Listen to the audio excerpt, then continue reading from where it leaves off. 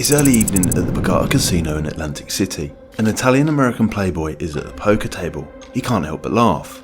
He's just found a new way to win big, and it's absolutely genius. His system is highly illegal, but the casino has no clue. His goal? To make $1 million before anyone catches on. And if they do, his backup plan is even crazier.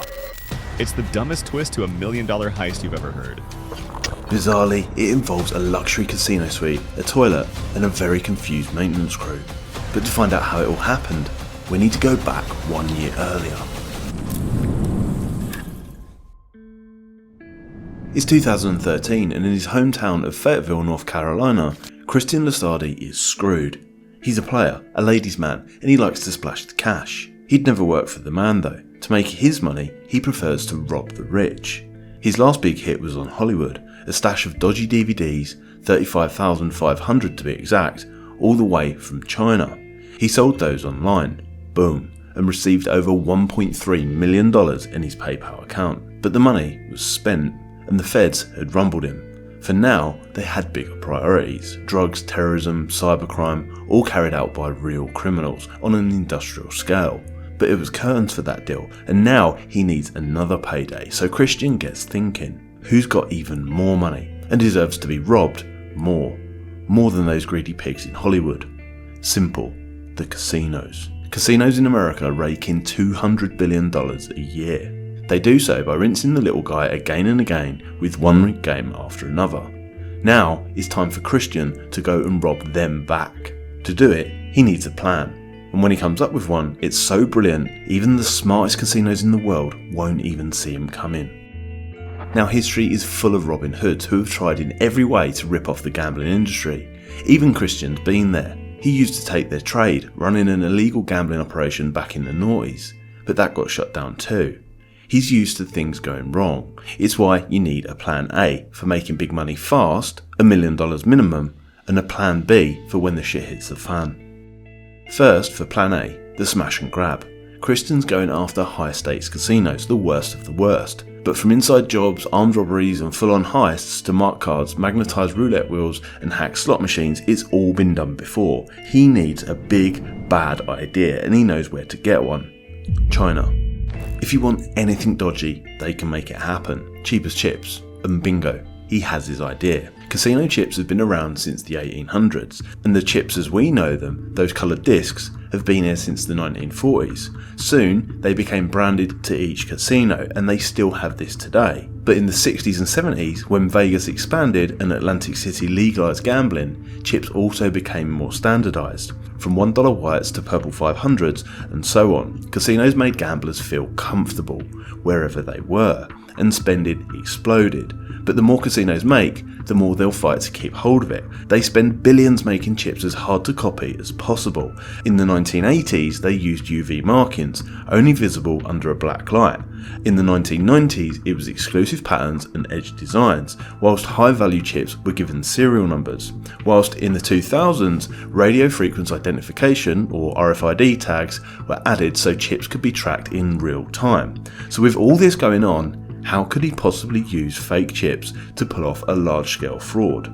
The answer is genius. It will make him millions. And best of all, the casino will never know, or at least that's what he thinks. First though, Christian needs to get his chips made, so in the summer of 2013 he speaks to his Chinese contacts and then heads online. Soon he finds a manufacturer with the equipment and materials needed. It's shady stuff. He sends off a sample for the exact chips he needs, and a few weeks later gets a delivery. He tears open the package. Inside, $3 million in counterfeit poker chips. He picks one up, feeling the weight, runs his fingers along its smooth edge. Perfect. But will they fool the casino? There's only one way to find out. Soon, Christian will have to slide one across the table, lock eyes with the dealer, and hope that no one notices. Next though, he gets practicing.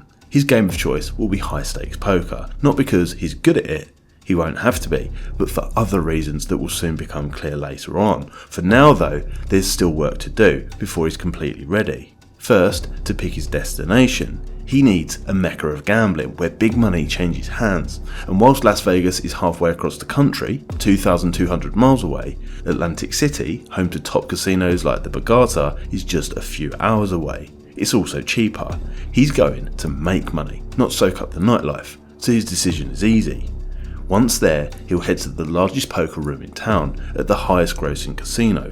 The Borgata was opened in 2003, a joint venture between MGM Mirage and Boyd Gaming and their flagship resort in the city. Security will be heavy, they don't mess around. All the usual measures and more will be in place to stop anyone using fake chips. So how does Christian plan to use his and get away with it? The answer is simple. The Borgata is known for its big ticket tournaments and high stakes gambling, like the Borgata Winter Poker Open, an annual event comprising of over 20 different events.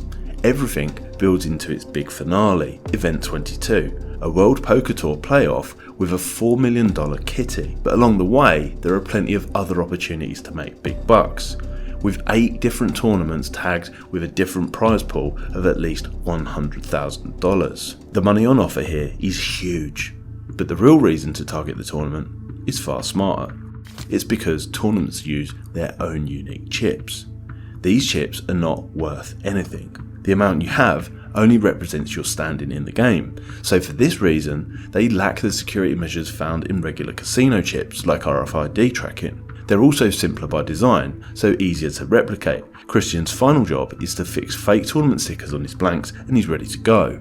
Tournaments also have the advantage of being total chaos, with thousands of entrants being whittled down until a few are only playing for money.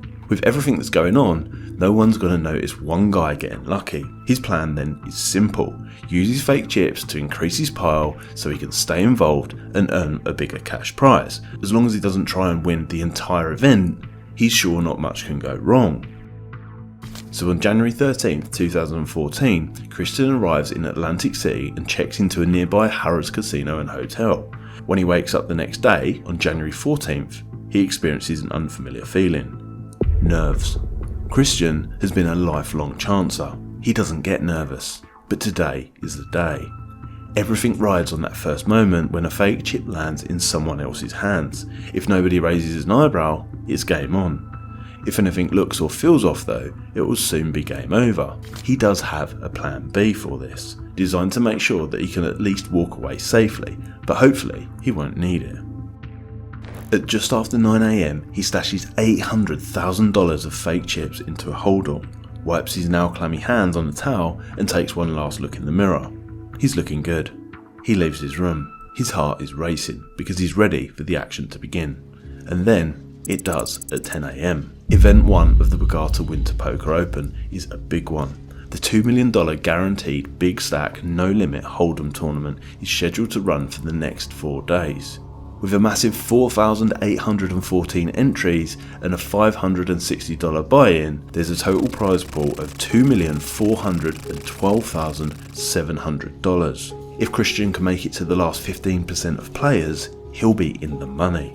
The rewards then rise from just over $6,000 to a whopping first prize of $372,000. Winning though isn't his goal.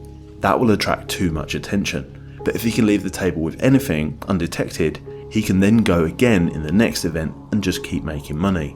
He takes his seat at the table, and the first hands are dealt. It's a mix of skilled players and chancers like him, except they aren't slipping extra chips into their piles. It's not hard to do, and before long he's smiling to himself and up in the game. As morning turns to afternoon, he survives an elimination, then another, and another.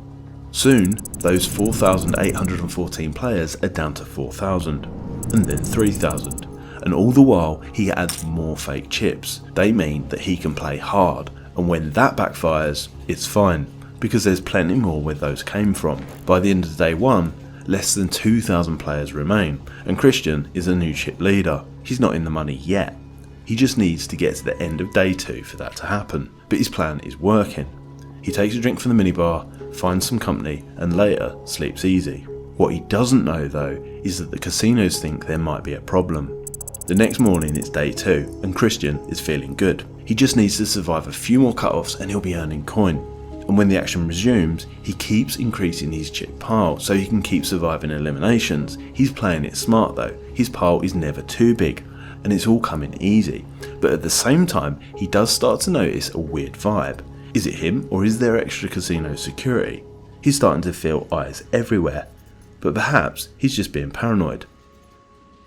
As lunch comes and goes and players drop like flies, he shakes it off and sneaks in more chips. It's fine, and soon he'll be getting that payoff. Just as he planned, at the end of the day, the first cash cut-off arrives. Christian is still chip leader, but more importantly, he gets a payout. For surviving day 2, he banks $6,814. He's ecstatic, but it doesn't last.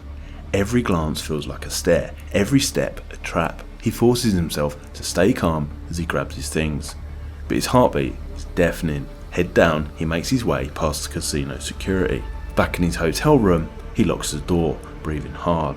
They know. They must know. He needs to ditch the evidence now. The Borgata Casino, meanwhile, are doing their day 2 count. Throughout day 1, everything had seemed normal. That is, until play finished, and they carried out a chip count. Strange. Several tables are up, with more chips in the count than there should be. But how? They count again. Up again. The chips all look right, but on a closer inspection, it's clear some are fake. They spend the night checking cameras and identify some suspects. And because of his past, Christian tops their list. Day 2's count proves their theory. Right now though, back in his room at Harrah's, he's feeling pretty safe, because that's the beauty of his plan. He knows the casino might think he's guilty, but the only way that they could prove it would be to catch him with the rest of his fake chips. All he must do then to kill the story is quickly and completely get rid of them, and that's his plan B. It's not actually stupid, it's simple. The stupid bit is how he decides to do it. The options are endless. He could dump them, burn them, bury them, or even sink them in the ocean. It should be easy, but right now he's not thinking, or rather he's panicking, so instead he heads to his hotel bathroom. There, batch by batch, he flushes them down the toilet, and then he checks out and makes his way to another motel and prepares to leave town. And at first, plan B appears to be working well. No security guards come knocking, no cops are parked in the lot. He's sure he's pulled this off. But although he doesn't know it yet, his plan is falling apart, because somewhere deep inside Harrah's, an unsuspecting plumber is about to make the strangest discovery of his life. While the tournament resumes without Christian, guests report a leak in the sewer line in 2 adjoining hotel rooms, and the plumber finds 494 grey $5,000 chips and 9 mustard $25,000 chips from the Borgata Casino. The hotel manager can't speak. What the hell? He calls the Borgata and everything becomes clear. A manhunt is launched immediately, statewide, but he's easily tracked to his new hotel, where he's arrested on January 24th. 160 fake chips were used in the tournament, which added to those found in the hotel, and also those Christian stuffed down the loo in the Borgata, which means the total face value of the counterfeit chips recovered was $3,605,000. The next day, the tournament is shelved. The prize money is distributed equally between the surviving 27 players, and everyone else is refunded. This leaves the casino out of pocket, something that would never last. Up in court on March 30th, 2015, Lusardi is convicted of trademark counterfeiting, criminal mischief and fraud. He's ordered to pay restitution of $463,540 plus $9,455 to Harrah's Casino Hotel to pay for the plumbing damage. The Attorney General said that, while Lusardi's bungled attempt to dispose of his phony chips was suitable for a Hollywood comedy, the truth is he committed very serious crimes.